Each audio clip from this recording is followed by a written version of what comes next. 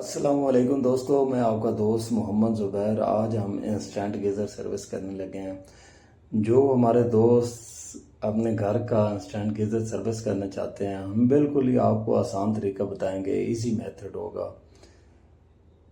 सबसे पहले हमने गीज़र के जो ऊपर गेज बटन होते हैं वो हमने उतार लिए हैं।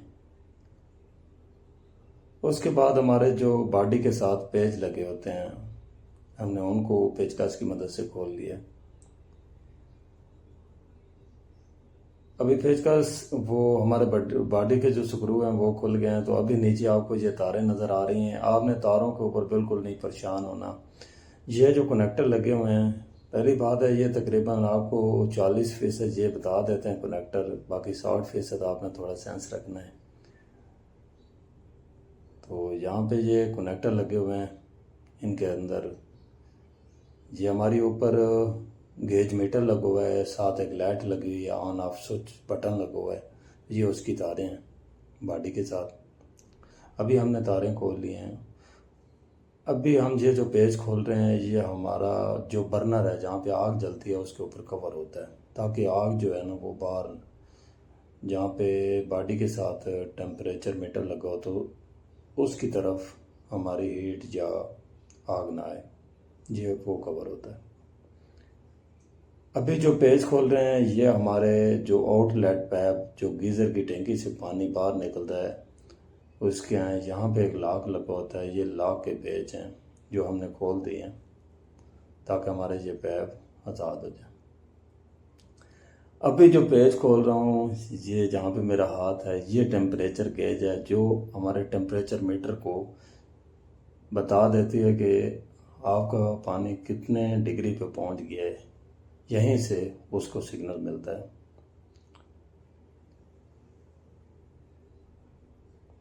अभी जो मैं रेंच की मदद से ये नट खोल रहा हूँ, ये हमारी टैंकी का नट है। ये हम टैंकी को फ्री करने के लिए खोला है हमने, ताकि ये हमारी टैंकी आसानी से निकल सके। अभी हमने टैंकी को खोल दिया। हमारा मेरे हाथ के अंदर बर्नर पाइप है, एक हाथ जो अभी बॉडी के अंदर पड़ा है वो बर्नर है।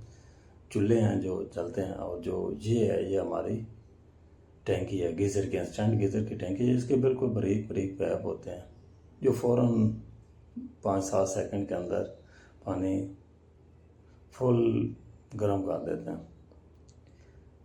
अभी देखें, ये मैंने इसके अंदर तेज़ाब डाला है, तेज़ाब के ऊपर फिर मैंने पानी डाला है। मकसद है आप थोड़ा तेज़ाब डालें फिर पानी डालें, और फिर आपने इसकी बॉडी का जो पैप है आपने उसको खुश्क कहीं नहीं रखना। ये जो आपको ओपन नज़र आ रहा है, मैं इसके ऊपर भी हाथ की मदद से पानी डालता रहूँ ताकि हमारे ये पैप लीक ना हो। ये बहुत नाजुक पैप होते हैं तो ये लीक हो जाते हैं।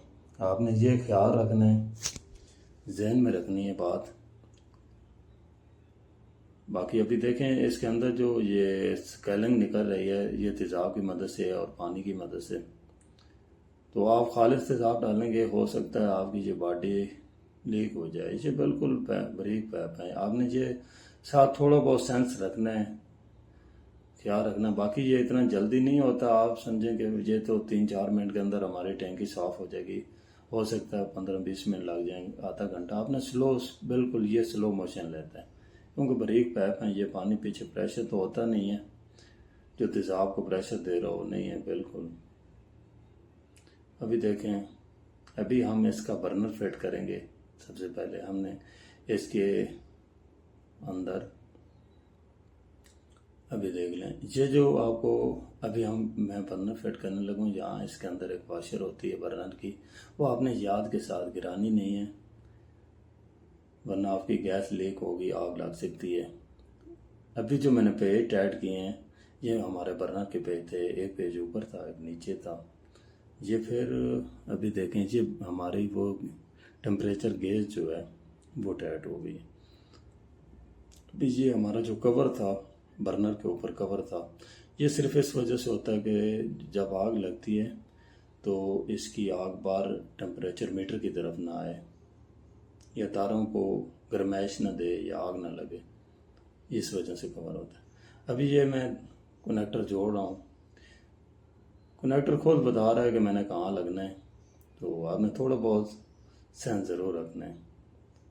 अभी ब्लैक के साथ ब्लैक लगा दिया। जहाँ पे लाइट लगी होती है जो हमें नज़र आ रही होती है कि हमारा गीज़र जो है ना ऑन है या ऑफ है, मैं ये दोबारा पे लगाने लगा हूँ। अभी हमारा गीज़र फिट हो गया है।